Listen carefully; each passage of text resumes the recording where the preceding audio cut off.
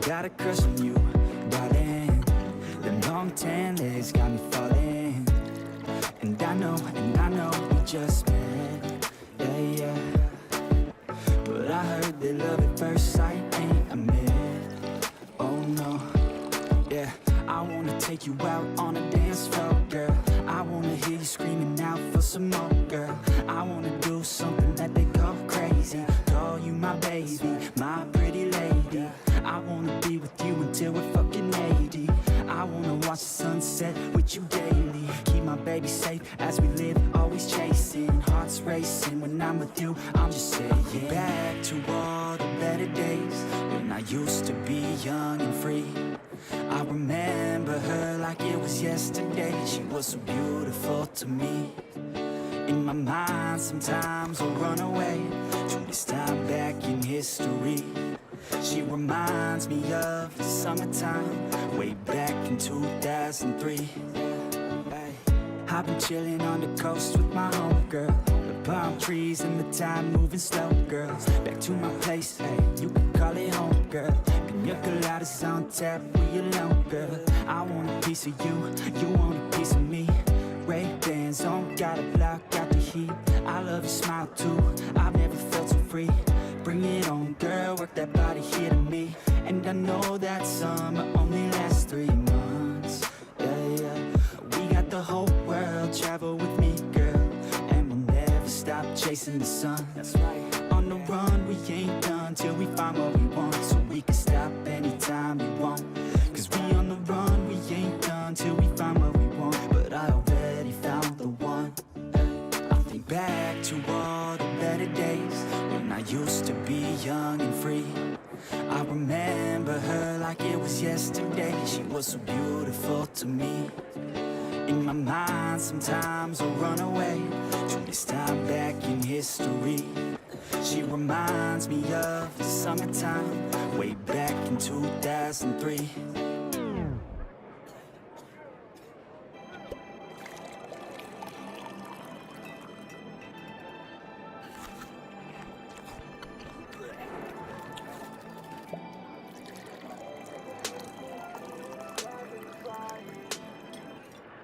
Just fade away until we're all right. And we could just fade away into each other's lives.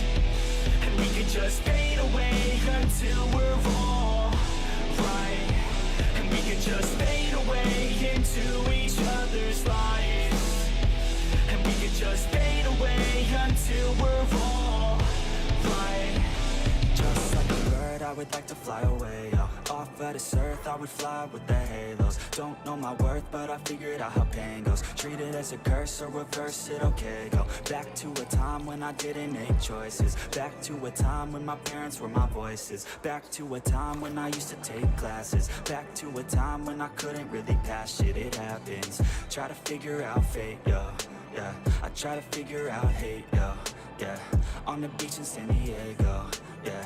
Feet in the sand, it's late, yo. Moon up in the sky, so high, so bright. The only thing at night that can really shed light. And I wish I didn't fight with my thoughts at night. I think that I'm alright, but it burns inside. And we could just fade away into each other's lives. And we could just fade away until we're all right. And we could just fade away into each other's lives. And we could just fade away until we're all right. I got too many thoughts in my head, thoughts that I dread, opinions from my friends. This shit, it never ends. I'm sick of all these trends, I'm sick of paying rent. I'm sick of growing up and not just knowing how it ends. So I plan with intent, today I make a dent. I'm gonna make it happen, everything that I have dreamt. And a hand I extend, out like a friend, to anyone who's ever felt lost in the sand. Yeah, let's both repent, forgive and forget, and keep on moving forward till we do what we had said. Yeah, we feast on the bread, we eat then we're fed. And we need to go shed all this doubt in our head. All this cloud that I tread is now where I head. But I found out instead that my voice, it can spread. Got a choice, take a breath, make a noise and forget about any doubts. We gon' live with every breath. And we breath. could just fade away into each other's lives. And we could just fade away until we're all right. And we could just fade away into each other's lives, and we can just fade away until we're all right.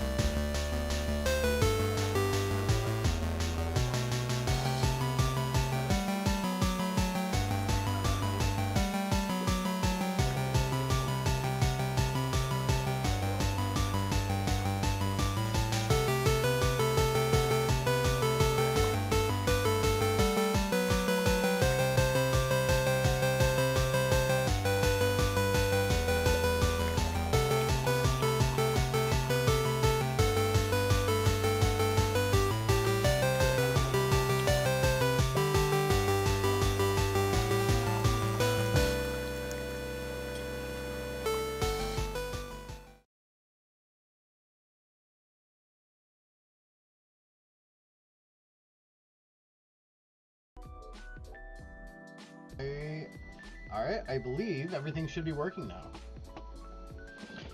Oh boy, it's been a little bit.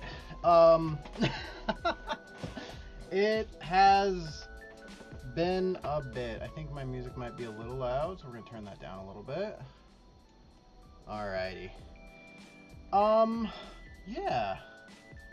Hi everybody, how's everyone going? Yeah. Oh gosh. So, you know, stuff's been going on in my life, and I guess we should kind of talk about that. First off, I'm not dead. And we're really happy about that.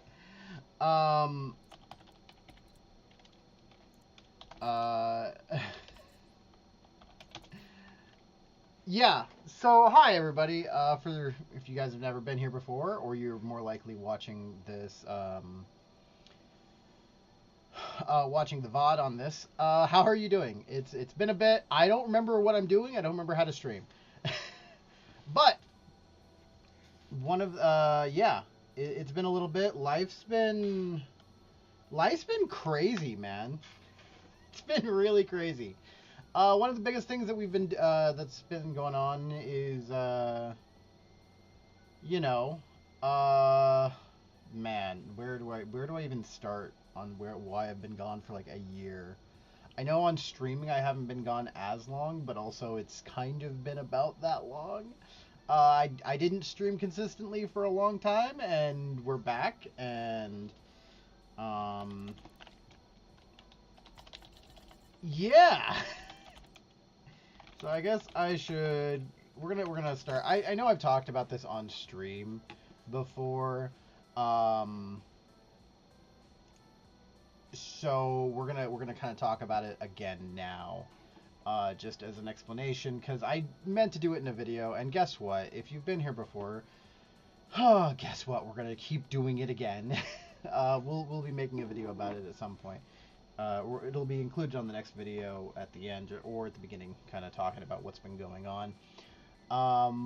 But the TLDR is about a year ago.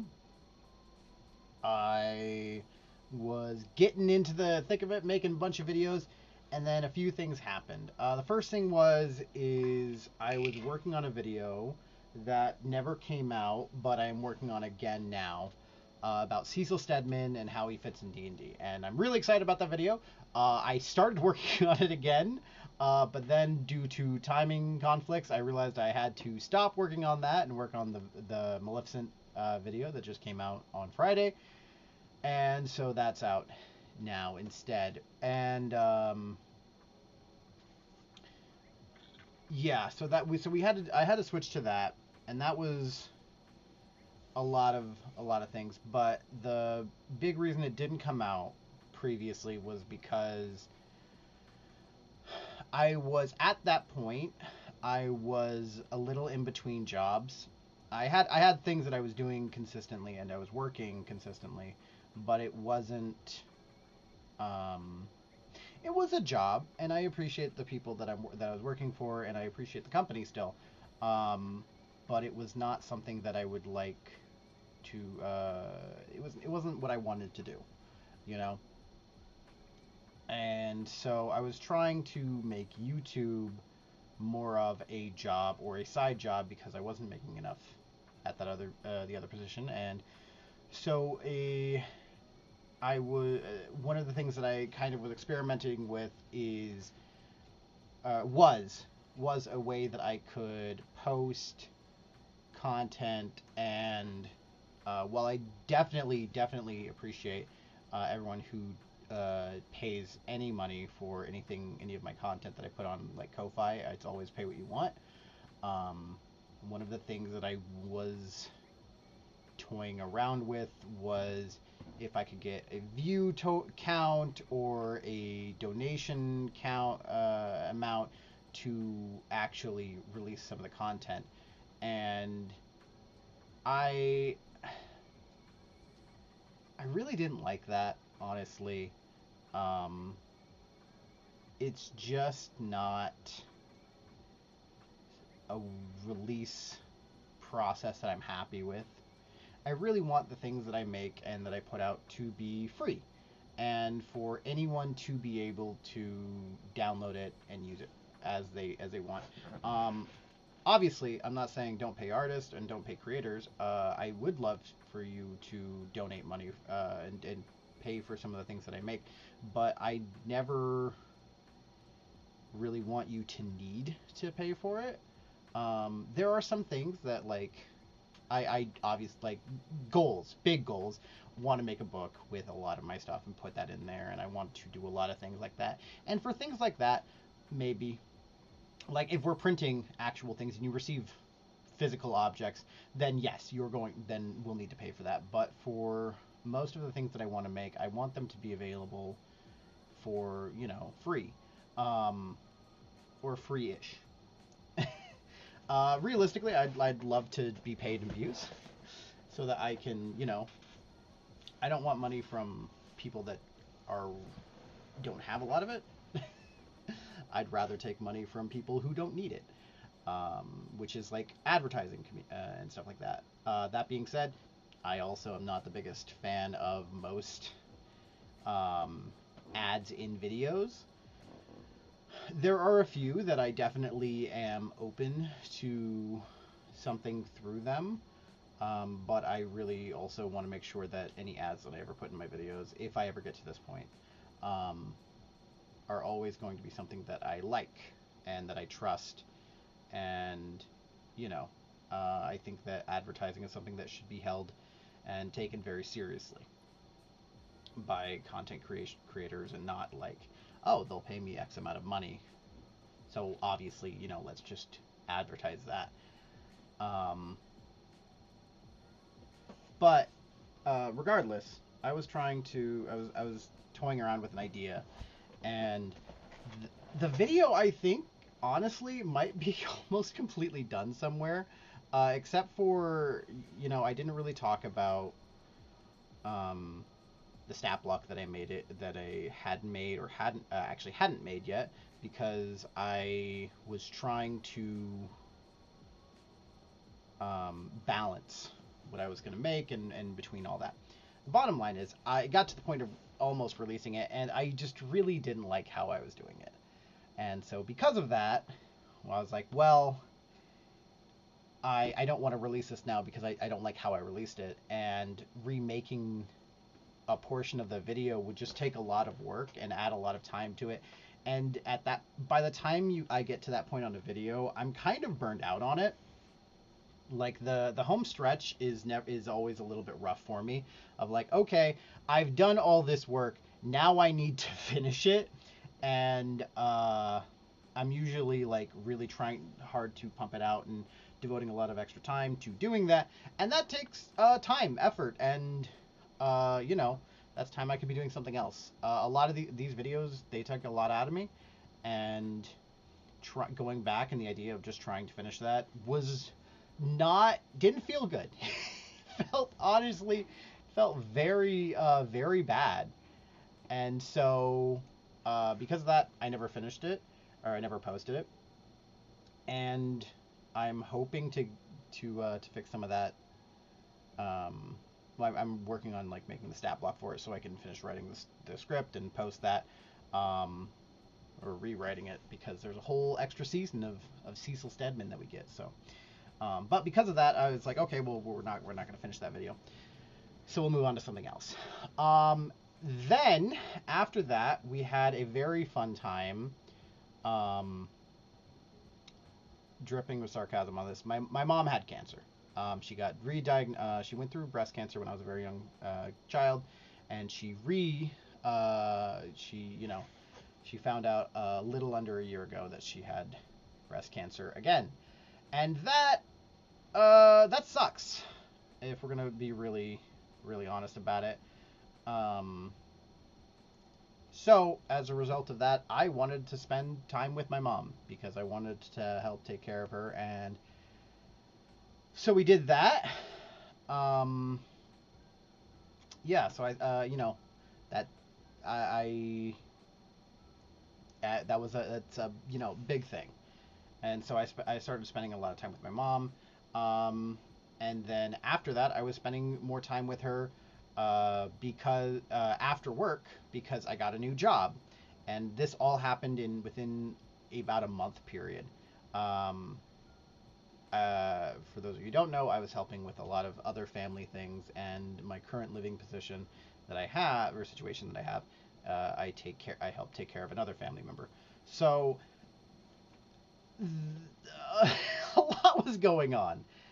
There was also the birth of a new, the beginnings of the starting of a new relationship, and all of that. Like, about 11 months ago, or a new type of relationship. A lot of things happened, and I unfortunately had to take a step away from basically all forms of content creation, except for I still did. I continued with my everyday art challenge, and I've still been continuing with that, but on a different channel. And I haven't really been talking on that channel at all. I more just make my stuff and post it, and I've been happy with that. But I just I didn't have the time to, like, okay, I'm gonna go spend an hour with my mom after work most days, and then the last thing that happened was my Creative Cloud subscription, because I pay for it yearly through a student program. It expired, and I did not have the money to to renew it, and then trying to switch to DaVinci in the middle of all that on top of this it wasn't gonna happen. So yeah, because of in between all of that, I was just like, you know what, I need to take a step away. I tried to spend a lot of time with, like, realistically, just trying to spend time with my mom was a lot. And, she's doing, I guess I should that should come up with the update. She's doing much better. She's gone through chemo. She's got her last day of radiation tomorrow. So tomorrow morning I should be waking up early to go watch her ring the bell on that. And hopefully we should be good after that. We're happy about that. That's a lot of stress that I don't have to worry about anymore. But yeah, a lot of things happened in a very short amount of time, and it just came to the point of I need to focus on a lot of other things. I also don't know if I mentioned this. I got a new job that I'm very happy with. I teach media to special needs adults, and I very much appreciate this job. I enjoy it. But you know, all those things happening in a very short amount of time. Really, you know, sometimes you got to focus on other things than the things you really love to do. And every now and again, I'd be like, oh, maybe I can come back to videos and or making videos, and I would just look at what I had, and I was like, I don't have time. And then this last couple of months, I was like, okay, I think I can start coming back to this. And then the whatchamacallit came out. The Fey Week came out, and I was like, I gotta participate in that. I was very excited about that, and even that was pushing it a lot of what I had, what I had time for. But that's due to a whole other thing. But it came out. I'm happy that it came out, but I do need to finish some other stuff with it. Specifically, there are some things that I wanted to talk about that just I didn't really get to mention in the video. So honestly, have I done goofed? I might have done goofed. Oh god. Okay, cool. So we do that. I guess one of the things we could talk about is just kind of going over the video. We'll click through it real quick, but we're not going to actually watch the entire thing because I made the entire thing, and you know, more than likely you're watching this on a VOD, so you don't need to watch the whole thing. You've probably theoretically actually watched this entire video already. Please go watch the entire video if you haven't. But let me see if I can pull it up real quick. And all right, that, and turn that on. Oh boy. All right. Oh, not what I wanted. Okay, come on. This is okay. There we go. All right, we're gonna open that, and then we're gonna bring that all the way up, and that all the way down, and then this is not the best way to do it because it's kind of just me in the same background, but you know, we're gonna pretend, and we're gonna kind of click through it real quick. So, everybody, I'm back for this year's Monster Week. Blah blah blah. We're talking about Fey Week. It's very cool. We're talking about how we're doing it for Disney. This is an idea. I will mention this a little bit real quick. This is an idea that I have actually had for about 2 years. It did not start with Maleficent, but she was the first character I wanted to do. So I'm very happy that I got to do this finally. I do want to go through most of the Disney movies, as well as a lot of other villains from other, like, you know, movies, TV shows, and things like that, as well as, because I think there's a very fun way to incorporate how you can adapt stories that you've seen in the movies and other places to putting them into, you know, D&D. I think there's a very fun way of, like, oh, we're doing this story, but we're doing our version of this story, which means we're not held to what happened. I want to change, like, make different choices and see what happens. And that's, you know, is that fan fiction a little bit? Yes. Is that a bad thing? No, we're playing D&D. Everything we do is fan fiction. It's just our characters that we're fans of. So yeah. When it comes to any story that has survived. Yeah. Okay. So then we'll kind of go over the Parole version. So one of the things that I did want to go over with the Parole version, there's a lot of things that just happen in the Parole version that I think is probably makes it the best version of the story. If we're being completely honest, I think it's a fantastic version of the story. I think it's very interesting. And, you know, one of the things I did want to go over about this is I did want to read through it a little bit. So I think that, honestly, I think we kind of just do that now. I wish I had this a little bit better planned. I really did do. It's been a day of, it's been a weekend. The past 7 days have been a lot. If we want to extend it to 8 days, it's been even more. And I don't want to say I'm running on fumes, but I am on the edge of, like, this next week. After tomorrow, I have a meeting about some panels for Arizona Fan Fusion that I'm participating in that I need to do, and then other than that, after that, this week I'm just relaxing. I'm fully like doing some things to just get through the week, but I do want to read through this book, or through this short story. We'll read through it pretty quickly. It's only yay long. Probably take us like maybe 20 minutes of reading, if that. And yeah, after that we get to talk about it a little bit because I just honestly think this story is fantastic.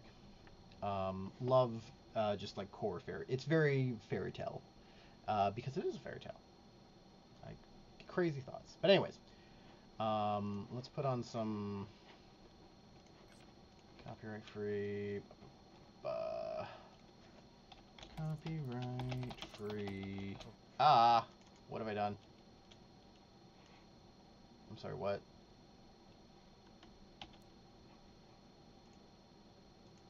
What have I done? Okay. Copyright free fantasy. Background music.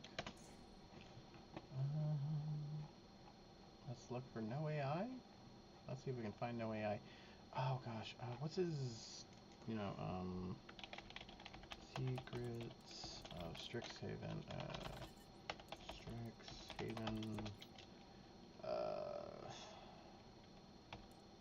background music. Chronicles of Strixhaven, there we go. I love Travis Savoy, they just do, and you know what, this seems like it'll be perfect-ish music, so we'll play that. Alright. After... Nope. There were formerly a king and queen who were so sorry that they had no children, so sorry that it cannot be expressed. They went to all the waters in the world, vows, pilgrimages, and all ways that were tried and all to no purpose. At last, however, the queen proved with a child and was brought to bed of a daughter. There was a very fine christening, and the princess had for her godmothers all the fairies they could find in the whole kingdom. They found 7. That every one of them might give her a gift, as was the custom of the fairies in those days, and that by this means the princess might have all the perfections imaginable. After the ceremonies of the christening were over, all of the company returned to the king's palace. There was prepared a great feast for the fairies. There was placed before every one of them a magnificent cover with a case of massive gold, wherein were a spoon, a knife, a fork, all of pure gold, set with diamonds and rubies. But as they were all sitting down at the table, they saw come into the hall a very old fairy who had not been invited. Who they had not invited, because it was above 50 years since she had been out of a certain tower, and she was believed to either be dead or enchanted. The king ordered her a cover, but could not furnish her with a case of gold as the others, because they only had 7 made for the 7 fairies. The old fairy fancied that she was slighted, and muttered some threat between her teeth. One of the young fairies, who sat by her, overheard how she grumbled, and judging that she might give the little princess some unlucky gift, went, as soon as they rose from the table, and hid herself behind the hangings, that she might speak last, and repair as much as possible as she could, the evil in which the old fairy might intend. In the mean, while all the fairies began to give their gifts to the princess, the youngest gave her for gift that she should be the most beautiful person in the world, the next that she should have the wit of an angel, the third that she would have a wonderful grace in everything she did, the fourth that she should dance perfectly well, the fifth that she should sing like a nightingale, and the sixth that she should play upon all kinds of music to the utmost perfection. The old fairy's turn coming next, with a head shaking more with spite than age, she said that the princess should have her hand pierced with a spindle and die of the wound. This terrible gift made the whole company tremble, and everybody fell a crying. At this very instant the young fairy came out from behind the hangings and spake these words aloud. Be assured, O king and queen, your daughter shall not die of this disaster. It is true I have no power to undo entirely what my elder has done. The princess shall indeed pierce her hand with a spindle, but instead of dying, she shall only fall into a profound sleep, which shall last 100 years, at the expiration of which a king's son shall come and wake her. The king, to avoid the misfortune foretold by the old fairy, caused immediately proclamations to be made, whereby everybody was forbidden, on pain of death, to spin with a distaff and spindle, or to have so much as any spindle in their houses. About 15 or 16 years later, the king and queen being gone on one of their houses of pleasure, the young princess happened one day to divert herself running up and down the palace. When going up from one apartment to another, she came into a little room on the top of a tower, where a good old woman alone was spinning her spindle. This good woman had never heard the king's proclamation against spindles. What are you doing there, goody? Said the princess. I am spinning, pretty child, said the old woman, who did not know who she was. Ha, said the princess, this is very pretty. How do you do it? Give it to me that I may see if I can do so. She had no sooner taken the spindle into her hand than, whether being hasty at it, somewhat unhandy, or that the decree of the fairy had so ordained it, it ran into her hand, and she fell down in a swoon. The good old woman, not knowing very well what to do in this affair, cried out for help. People came in from every quarter in great numbers, and they threw water upon the princess's face, unlaced her, struck her on the palms of her hands, and rubbed her temples with Hungary water, but nothing would bring her to herself. And now the king, who came up at the noise, bethought himself of the prediction of the fairies, and judging very well that this must necessarily come to pass, since the fairies had said it, caused the princess to be carried into the finest apartment of his palace, and be laid upon the bed, all embroidered with gold and silver. One would have taken her for an angel. She was so very beautiful, for her swooning away had not diminished one bit of her complexion. Her cheeks were carnation, and her lips like coral. Indeed, her eyes were shut, but she was heard to breathe softly, which satisfied those about her that she was not dead. The king commanded that they should not disturb her, but let her sleep quietly until the hour of her awakening was come. The good fairy, who had saved her life by condemning her to sleep 100 years, was in the kingdom of Matakin, 12,000 leagues off, when this accident befell the princess. But she was instantly informed of it by a little dwarf, who had boots of 7 leagues, that is, boots with which she could tread over 7 leagues of ground at one stride. The fairy came away immediately, and she arrived about an hour after in a fiery chariot drawn by dragons. The king handed her out of the chariot, and she approved everything that he had done. But, as she had very great foresight, she thought when the princess should awake, she might not know what to do with herself, being all alone in this old palace. And this was what she did. She touched with her wand everything in the palace, except the king and queen, governesses, maids of honor, ladies of the bedchamber, gentlemen, officers, stewards, cooks, undercooks, scullions, guards, with their beefeaters, pages, footmen. She likewise touched all the horses which were in the stables, as well as their grooms, and the great dogs of the outward court, and pretty little Moopsy too, the prince's little spaniel bitch, which lay on her bed. Immediately upon her touching them, they all fell asleep, that they might not wake before their mistress, and that they might be ready to wait upon her when she wanted them. The very spits at the fire, as well as they could hold the partridges and the pheasants, did fall asleep, and the fire likewise, and all this was done in a moment. Fairies are not long for doing their business.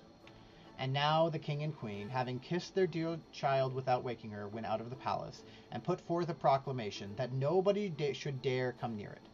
This, however, was not necessary, for in a quarter of an hour's time there grew up all around the park such a vast number of trees, great and small, bushes and brambles, twining one with another, that neither man nor beast could pass through, so that nothing could be seen but at the very top of the towers. So that nothing could be seen but the very tops of the towers of the palace, and that too, not unless it was a good way off. Nobody doubted, but the fairy gave herein a sample of her art, that the princess, while she continued sleeping, might have nothing to fear from any curious people.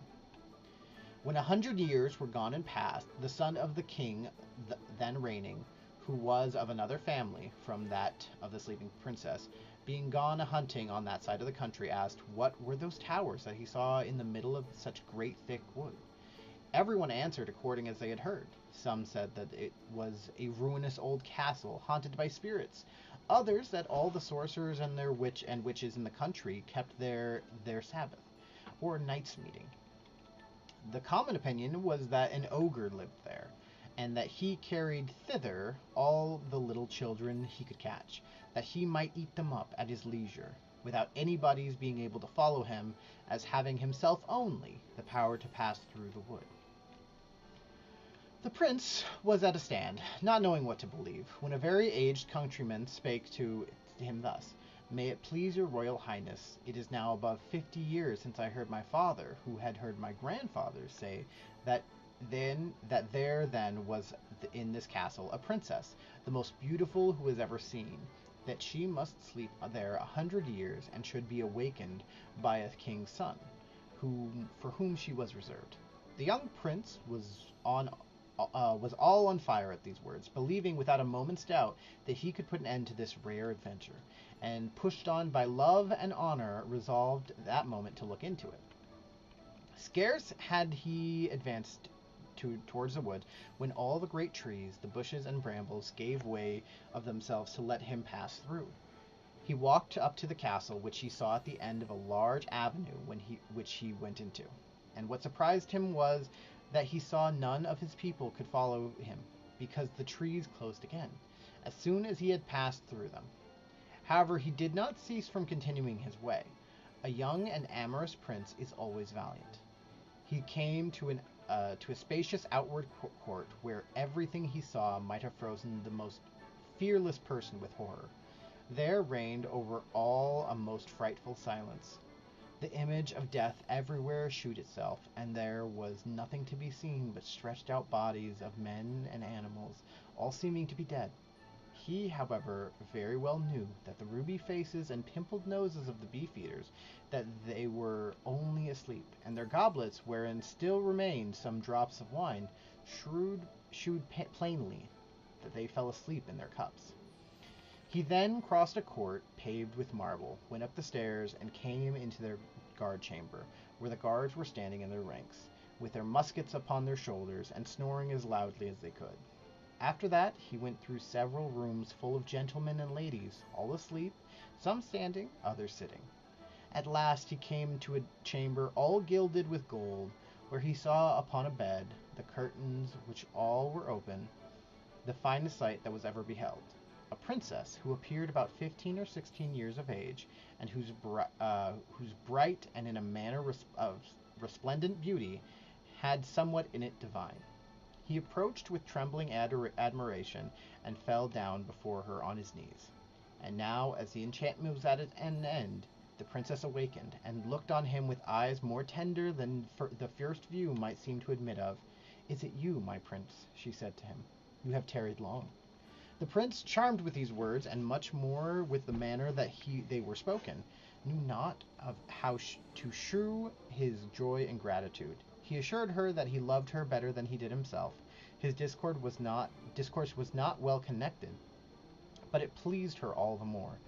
Little eloquence and a great deal of love.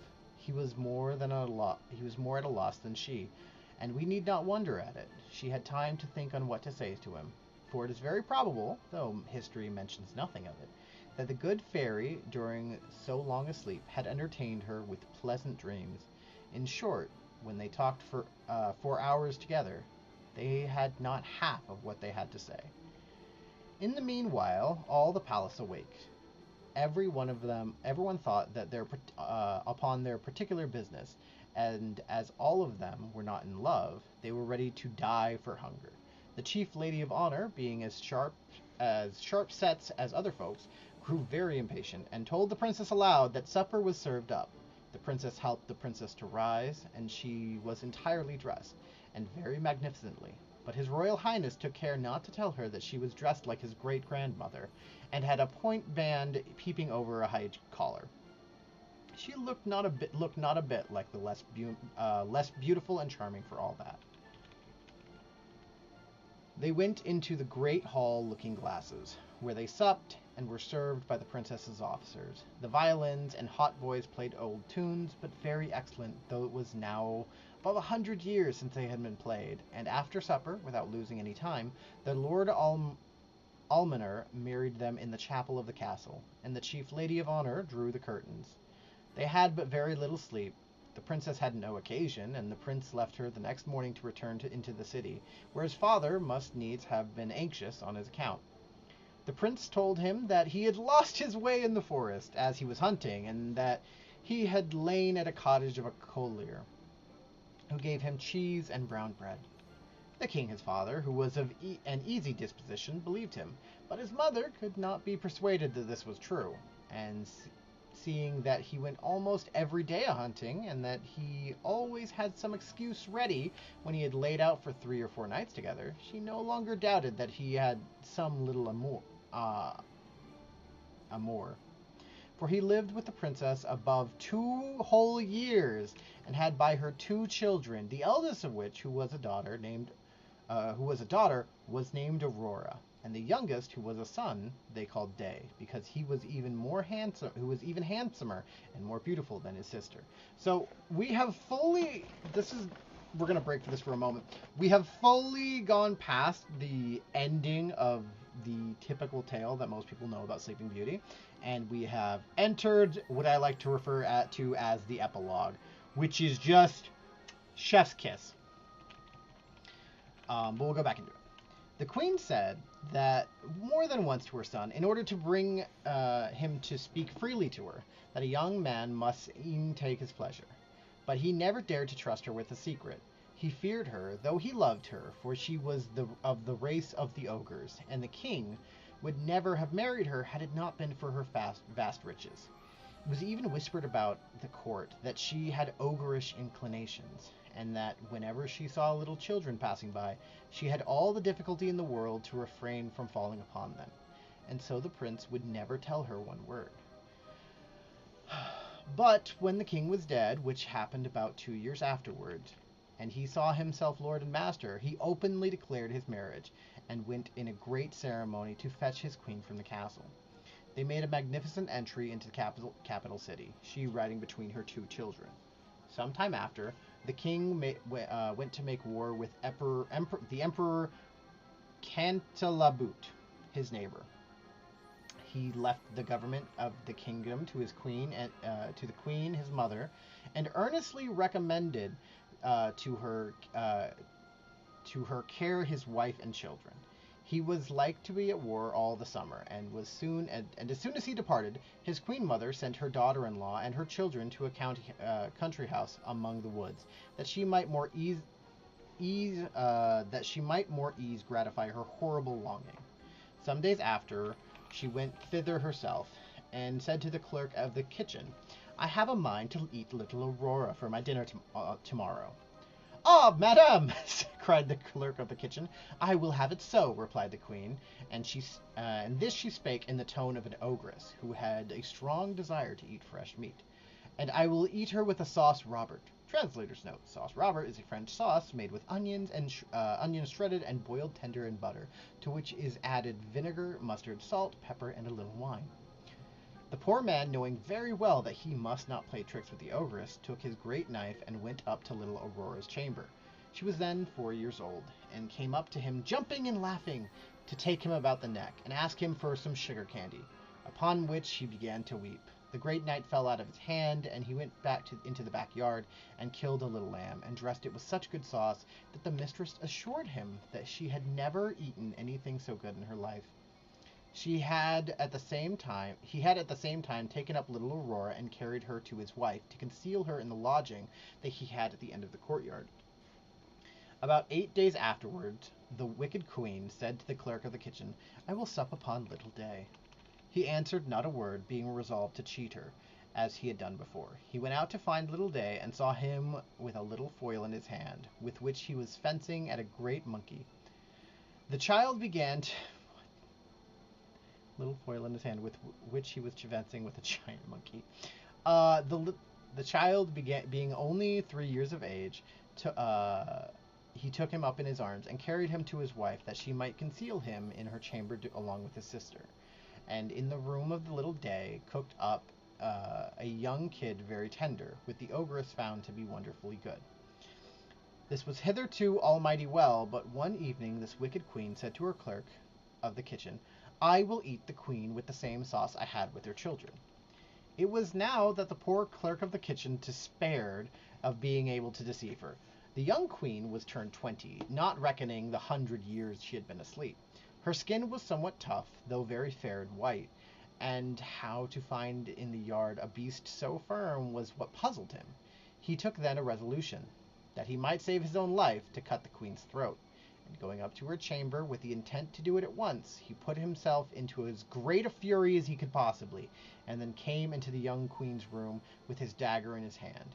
He would not, however, surprise her, but he told her, with a great deal of respect, the orders he had received from the queen mother. Do it, she said, stretching out her neck. "Execute your orders, and then I shall go and see my children, my poor children, whom I so much and tenderly loved." For she thought them dead ever since they had been taken away without her knowledge. No, madame," cried the poor clerk of the kitchen, all in tears. "You shall not die, and yet you shall see your children again.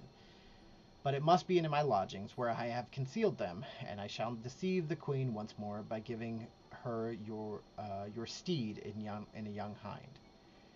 Upon this he forthwith conducted her into his chamber, where, leaving her to embrace her children and cry along with them, he went and dressed up a hind, which the queen had for her supper, and devoured it with the same appetite as if it had been the young queen.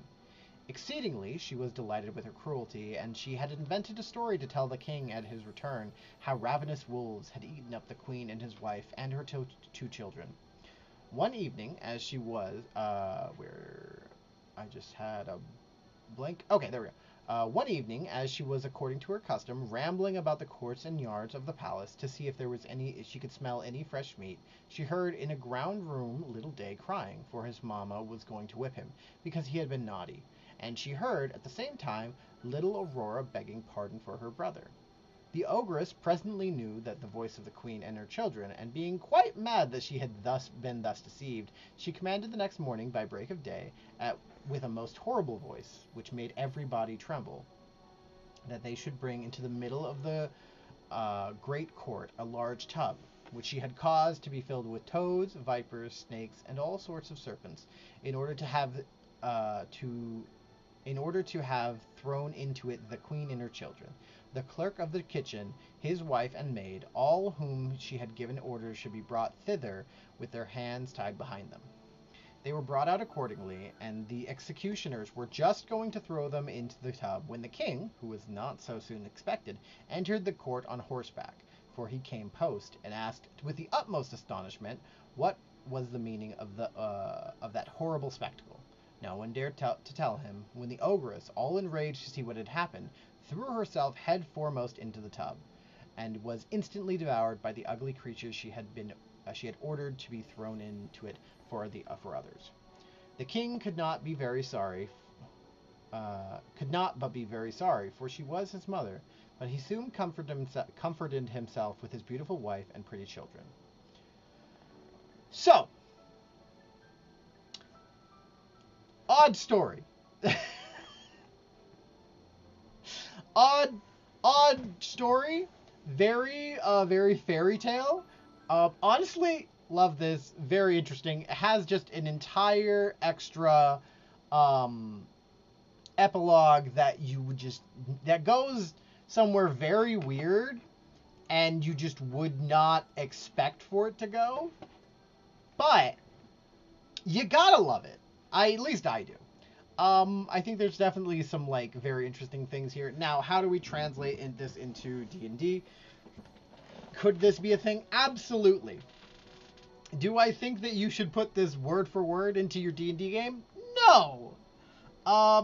Mostly because kind of weird. The way I did adapt this is I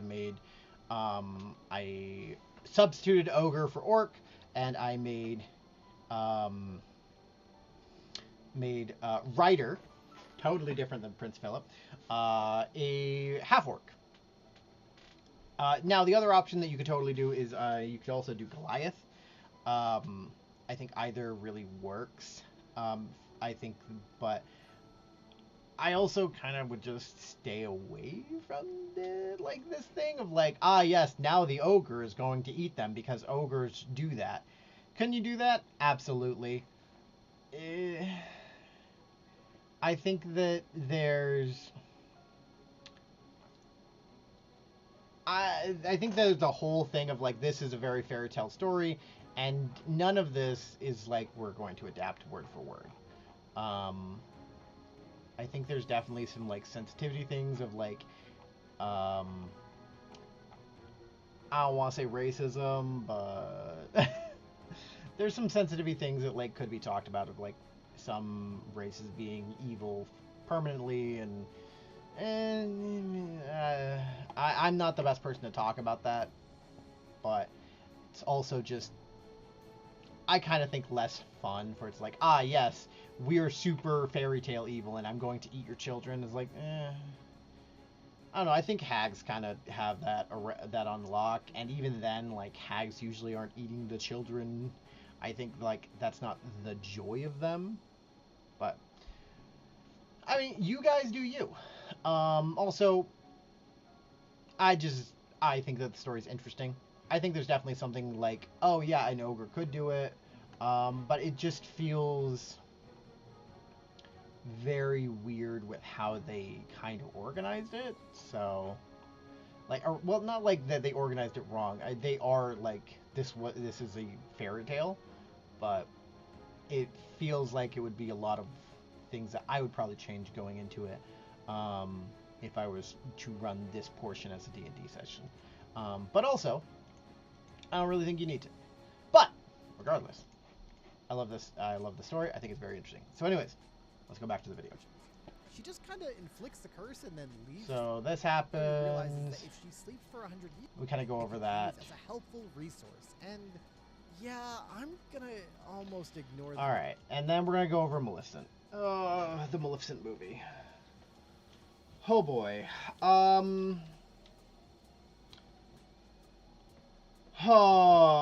Okay. I want to be careful with how I say this, because I know people really like these movies. They're very much not my exact cup of tea. I think that they're very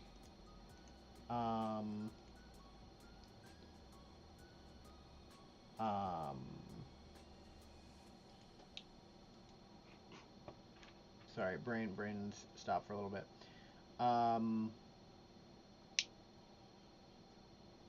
What was I saying? Sorry, I've lost it. Okay, the Maleficent movies, right. I think that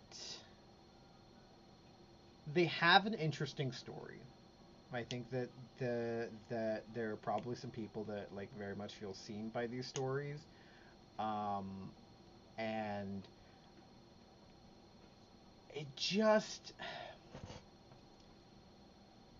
I think there's an interesting way to tell a story of like, yeah, the hero's actually the villain.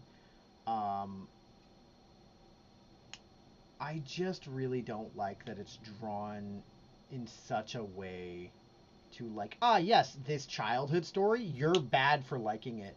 And I know that's not necessarily the opinion, but it makes me like, watch it, it's like, oh no, you're listening to the propaganda version. It's bad, and that's a lie, and you should feel bad about that, which I'm not the biggest fan of. It's like, okay, buddy, let me enjoy my like little fairy tale. Because like what happens to Maleficent is awful in the Maleficent movies. It is awful. She is a victim, and you know, she has her moments of like she does one thing and then she spends the rest of the movie trying to undo that thing, and it's just evilest of evil dad, and like it's really just not my thing. Like everyone that you like from the original movies is unrecognizable. Like Prince Philip or not Prince Philip, King Stephen is an irredeemable monster. Short and simple, irredeemable monster. Like just really bad. And the fairies, all three of the fairies, just absolute idiots and just worthless. Just terrible. And there's just all of these things of like, okay, yeah, all the characters you like, we're gonna display them in like the worst way. I hope you hate these characters. They suck. And I'm not a fan of that, if we're being honest. Additionally, I was like, okay, well, like, maybe there's gonna be like some extra thing of like, maybe the real story's not either of these things. And it's not that at all. It's like, oh yeah, no, this is the real version. I've been lied about, and you know, I'm actually a good guy. And it's just, but also like, again, one of the biggest things for me is like, I could kind of accept this if it was done in a way that makes sense, but it really doesn't. Stephen, like King Stephen's dead. Prince Philip and like everyone who is irredeemable and is a bad guy is dead at the end of the movie. And everyone who is a good person at the end of the movie who lives has no reason to spread the story in such a way that we do. So it just has this really weird tone to me, and I don't care for it. I know some people like it. I know some people really appreciate it. It's not for me. And that's okay. I'm allowed to not like things, and you're allowed to like things that I don't like. But that's kind of like the most I really want to talk about it beyond this. I think that there's some... Like, when we're talking about a D&D villain, can you run Maleficent from Maleficent as a D&D villain? Absolutely, 100% you can. However, the biggest reason that I just had, when I looked at this, I had to be like, I'm gonna put this, I'm gonna acknowledge what you did, I'm gonna acknowledge what you made, I'm gonna put it all the way over there, and I'm gonna ignore it. The reason that I kind of I feel like you have to do this is because this retelling of Maleficent is so different. Again, they're not the same character at all. And I think that really undermines Maleficent as a villain in the original movies. Because Maleficent is evil. In Sleeping Beauty, Maleficent is evil, and she loves it, and she gets a kick out of it, and she's so confident, and that's the charisma that make people say, oh, yeah, my favorite villain, Maleficent, 100%. Nobody, like, when you say, oh, who's your favorite villain, and nobody says Maleficent from the Maleficent movies, because they're not the same character. If those two characters were to meet, there's a functional disconnect that they both point at each other and they're like, that's supposed to be me? Because, yeah, Maleficent says it herself it's like, oh well, you've gone through this, but now you have to fight me and all the evil, the power of hell, the hell, or of actual hell. And it's like none of this character like is not from the Maleficent movie. It's like they're so functionally different that it's just, when you're trying to make an interesting, when you're trying to kind of like make a D&D villain, there are definitely things that you could take from this. Like a big thing that I would take from this is 100%. There's nothing wrong with having this the Unseelie court, Vinestra, having been slighted in other ways previously. That, you know, the kingdom that King Stephen and Queen Lee, that they did something wrong on their end to like set up a bad relationship with the Unseelie Fae. 100% put that in there as something that you would like to do, if that's something that you would want. I think there's nothing wrong with that at all. Absolutely, let's put complicated things in of like who started what. There's conflict in the world, and nobody's wholly good and nobody's wholly bad. I think that putting that into your D&D character or your D&D campaigns is fantastic. The issue then becomes, why, like, do you still want, what flavor of Maleficent do you want? And for what I was creating, it's like, yeah, can she have been slighted? Absolutely.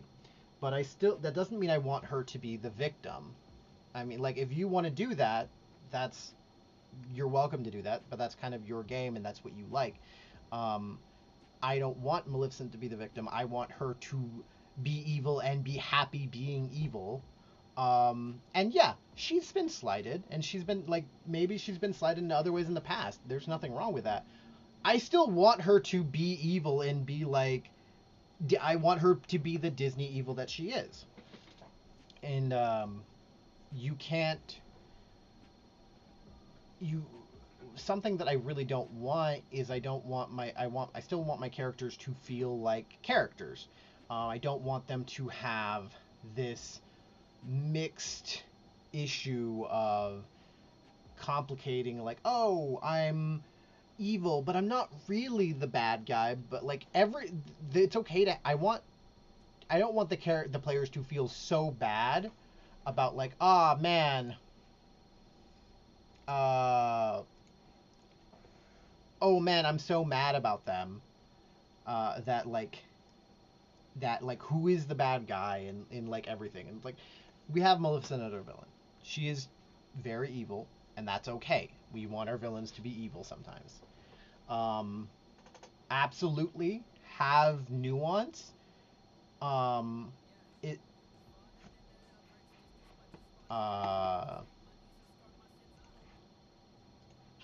Absolutely, nuance is not a bad thing, but you want to have like a balance. I don't want every character to, like, not every character has to be, you know, a secret hero. It's okay to have, like, sometimes people are evil, and you need to rally against them. Really weird rant that I went on, but that's kind of like just my vibe about Maleficent. Is like, is the movie bad by itself? Absolutely not. The movie's fine, but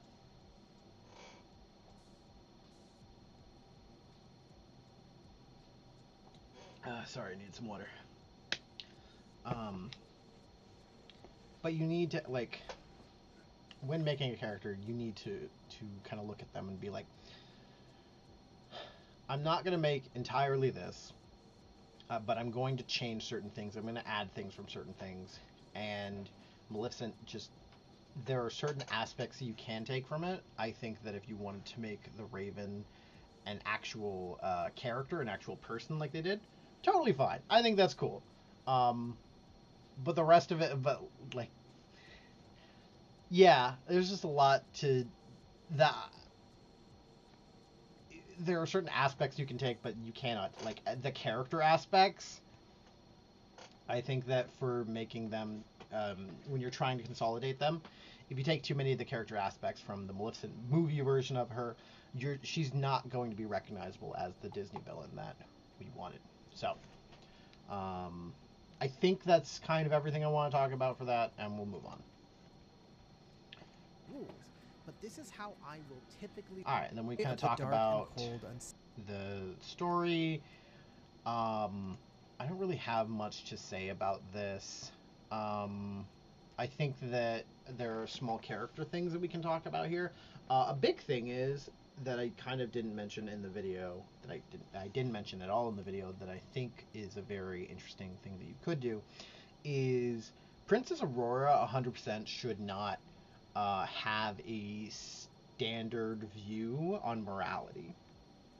One of the ways that Fae morality has been explained to me is, in my favorite way, is that Fae is that human morality is black and white, and then there are shades of gray, obviously, but that's our morality, and we are like, okay, this is good and this is bad.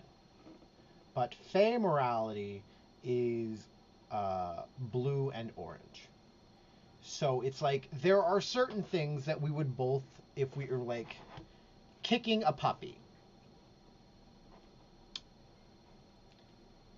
Is that a good example?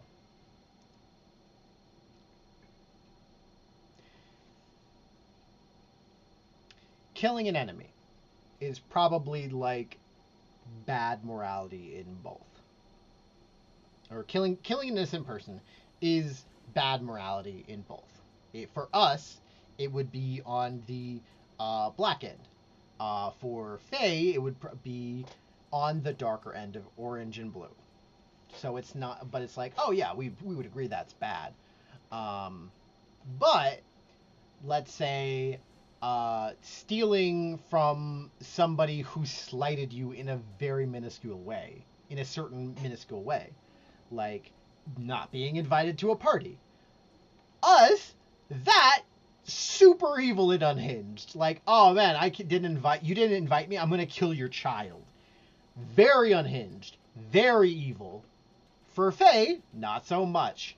And so it's like, oh yeah, like that makes sense to us. You did something wrong. Just absolutely, like you shouldn't have done that. And so it does fall to your children. And Fae morality is always very interesting about like the things that are good and bad that they have and how that works. It's always very interesting. But it's always a big thing is that it's always different from how you would normally view it as a human. So there's that. The next thing is, but Aurora should definitely, while she is still, mortal and human, she was raised essentially from, essentially birth by fairies and by fae. And so she should very much have a grasp on that blue-orange mentality, and that should be, if you interact with her after the adventure's over, or wake her up to have her help you finish the adventure, she should be very much of like, oh no, like it's like, oh, we're gonna kill Maleficent. It's like, oh well, I don't know, maybe we just like right on her face a little bit, and like that could be the, I don't have a great thing for you, but small slights that would be worse than doing other things. She's probably down to kill Vinestra, let's be real. But there are things about like how you would do certain things that are more likely she would be like, no, that's wrong. That's not okay. It's like we're gonna steal some food from them. It's like, oh no, don't do that. Then we owe them if we just take food. It's like, what do you mean? It's like we're just stealing food. It's like, no, you can't just steal food. Then we owe them forever. That's a life debt. And you're like, what do you mean? It's like that's how Fae work, and that's just how we operate. And she probably doesn't understand that there's a huge difference between like that is how it works, and there's that issue there. Sorry, I am also noticing something, that there's a green aura going on here, and I have no idea what that's about. I will have to look into what caused that later, but that's definitely something that I would keep in mind if you ever, as a DM, actually end up playing what was her name? Ein, Princess Ein. But yes. I guess the rest of the thing that I kind of really wanted to talk about in like a more open form is like the endings. Um, we're gonna make some of the map in stream today, for the castle, and we're gonna have some fun with that. But the thing that I do want to kind of pull back on is, or just really make sure that we're emphasizing, is that D&D is collaborative storytelling, and it is something that we do together based on what the decisions that we make as DMs. I guess the decisions that are made as DMs, the decisions that are made as players, and the results of dice rolls. So because of all that, you really do need to make sure that you're not trying to, like, okay, we're going to stay on this path that I've prepped. You know, you can absolutely do that, and you can be like, oh, well, maybe you should wake him up, and then like, oh no, we snuck in, and now the alarms are going off on the way out. If you want to railroad that way, you can. I think it's more interesting and more fun to leave things up to a little bit of random chance. Leave things up to how the players, 100%, make sure you leave it up to how the players make choices. And if you're going to make changes on and like be like a little lenient on your dice rolls, try and like lean it to what the players are doing. Like a big thing for me, sorry, is there should be multiple failures to trigger an alarm going off through the castle. And like, okay, now all of China knows you're here moment. There should be like, big thing, if a wizard casts a thunderclap, all of China knows you're here. These like the spells that 100 that like are going to be like, oh yeah, that have a note of like it's real loud. Like if you get to the prince and you're like, oh man, we don't have a robe, guess I'm gonna cast knock. All of China knows you're here, and that is like honestly kind of cool. That's kind of a fun moment. But that is a player choice that they're making at that point, so that the doors fling open and that everything unlocks and that you're getting ready to run. That is not, dang, I rolled a 5 on my stealth check. I think that if you roll like low on a stealth check, 100%, I don't think there's anything wrong with like the room knows you're here, but like the next room should be like, oh, pokes head out, and it's like we need to deal with this room right now, or they're going to alert the rest of the castle. And you, even if they alert the next room, you can still like chase them down, take off the room. Like there should be options, even if they are hard to obtain. Players should feel like a thing that you could do is, okay, things have gone wrong. How are you, like, very much be clear with the players if like how would you like to get this under control so that word of you does not spread past these two rooms. It's like, yeah, you're gonna, guess what, you're gonna have to fight these two rooms, and that's gonna be a big deal, but you will still like probably keep things together as long as you play things correctly. There are certain things you could do, like casting silence or grappling and moving them like away, possibly, while like the rest of your party like gangs up on them and they're like, we're just gonna move this way, don't mind them. If this is something that your players are invested in, 100% make sure that you're supporting them doing the things that they want to do. If they're making plans, a single dice roll should not negate that plan, unless like, unless the plan's like, we need to do enough damage to kill the BBEG in this one shot as an assassin. Um, because you can do that, I think that's kind of boring and you're like losing a boss battle. But also, if you like, even with my opinion on that, if you're going through that, like let's say they wanted to like, oh, let's just assassinate Vinestra and then we can kind of like we don't have to worry about sneaking around. If you're able to do that, then like kudos to you. um the boss fight then becomes how we're getting to the boss to do this thing rather than the boss fight itself. And we just need to make sure that we're putting our work the correct way into these games so that players are still getting what they want out of it. I think that's kind of like one of my big things is that like there are ways to look at things of like that are still interesting, but we just need to support them. Again, that's a very long ways of saying a single nat one should not like alert the entire castle. A single nat one should alert maybe 2 rooms that all come to investigate, and you're like, okay, we either need to hide or we need to take this entire fight right now.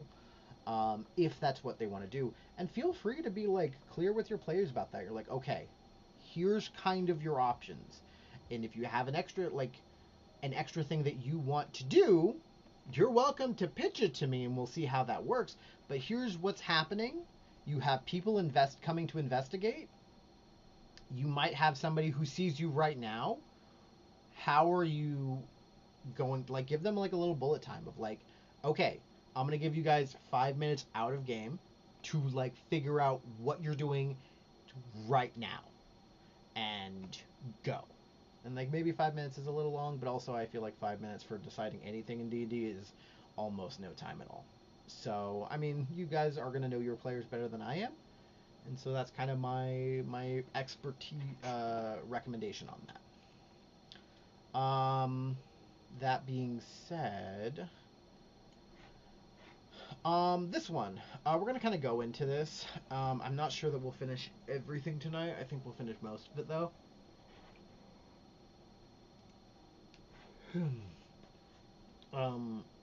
Assaulting the forces, assaulting the castle. Now, doing it by themselves is a risky thing. If they're able to just jump Vinestra, then the fight becomes a little bit more doable. Like, if they're able to sneak to Vinestra and then, like, kind of jump her and take that fight becomes much more doable. If they rush through the entire castle and are not resting and are rushing to get to Vinestra, they're probably going to have a bad time unless they have very good rolls. Yeah, just because, you know, but I mean, that's something that you can probably like, hey, if you guys are trying to rush the castle, rushing to Vinestra is probably not your best bet because you're going to get to her tired. But, you know, unless things are going very bad, Vinestra's probably not going to be alerted. It's kind of up to you on how you run things.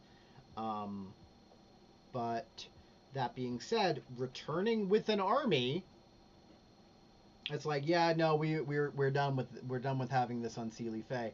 I think this is honestly one of the like more interesting things that could happen is the players get back. Players rescue Prince Ryder. Princess Ayn is woken up and from her curse, and now you have the kingdom turning to you and being like, okay, what are we going to do? And they're turning to their leaders of like, okay, are we going to go fight the Fae Vinestra, or what's our plan? And I think the party being interesting advocates as somebody who's been inside the castle and knows her forces is very interesting. And it's like 100% they could be like, yeah, you guys, here's how you should attack here, here, and here, you know, being very tactically minded,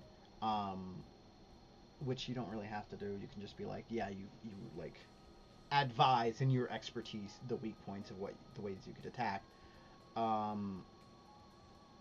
But also maybe advocating for peace is an interesting thing of like, hey, Vinestra, what did feel like she was slighted? You guys have done probably some bad things. Maybe there's like, maybe there is a reason that Vinestra is cruel or evil.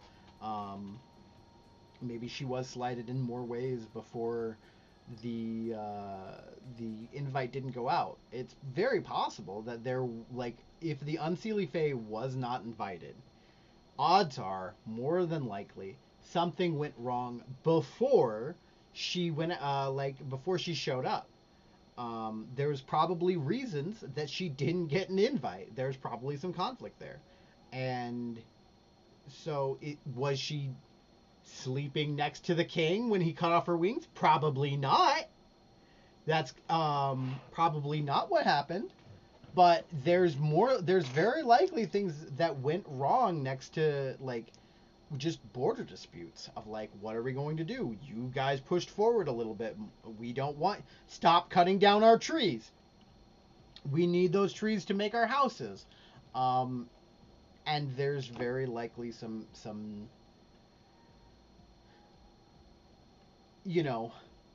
both people are wrong, and I think that Princess Ayn being raised by, like, if you can, like, prioritize Princess Ayn, like, hey, let's educate her on what's been going on and, like, the full beef. It's like she's probably, with that blue-orange morality that she's got, she's very likely to be like, oh yeah, no, with that we shouldn't be doing that. And with that insight into Fae customs and culture, it's very likely that she could become an even wiser queen and, reduce the issues, like find alternative solutions to some of the problems that the kingdom would have. Is the party going to do this? Probably not. We're probably rushing the castle with our two best allies that are very personally invested in the Vinestra never doing anything to them again. When she was still cursed, she's very likely to be like, nah, I'm upset about this, and valid for that feeling. That's a very valid feeling. But there's multiple ways that you could run that. Like, if you're like, hey, maybe we can solve this without major bloodshed.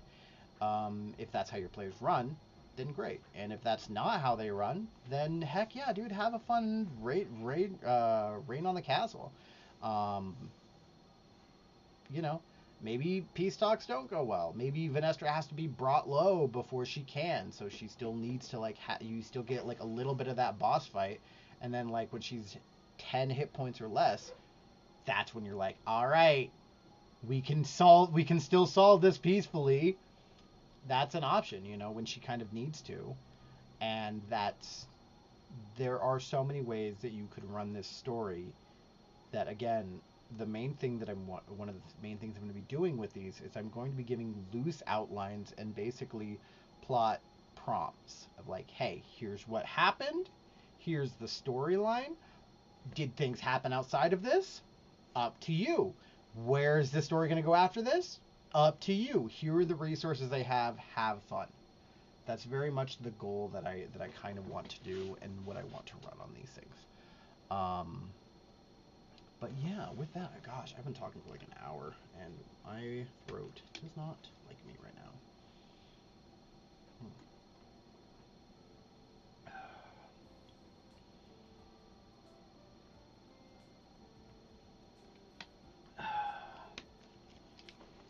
Alrighty, but I think that kind of is really everything else I wanted to talk about. Originally, I was saying that we would write some of the stuff and, like, make some of the maps on here. I'm gonna be real, I'm pretty tired, so I'm not going to keep. I think I'm gonna end the stream here. I do have a long week ahead, but I will be writing some of the stuff off of stream tonight. My throat's also a little dry. But gosh, I know I said this Sunday, but there's no way that PDF's going up tonight. With luck, I'm really going to do my best to make sure that the PDF goes up next Sunday. And hopefully we can do, like, another stream of just where I'm, like, playing games and we can kind of talk about things on stream if people have questions. But with that, thank you everyone. Thank you everyone so much for watching.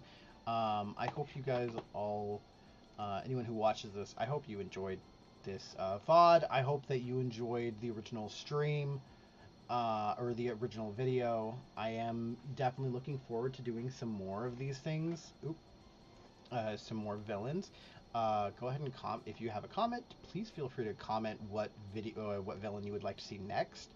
I definitely have a few that I like, but I'm going to need to go back and rewatch some Disney movies to kind of like get that better vibe for it of what I wanted. But with that, thank you so much for watching. Take care of each other. Take care of yourselves. And we'll catch you next time.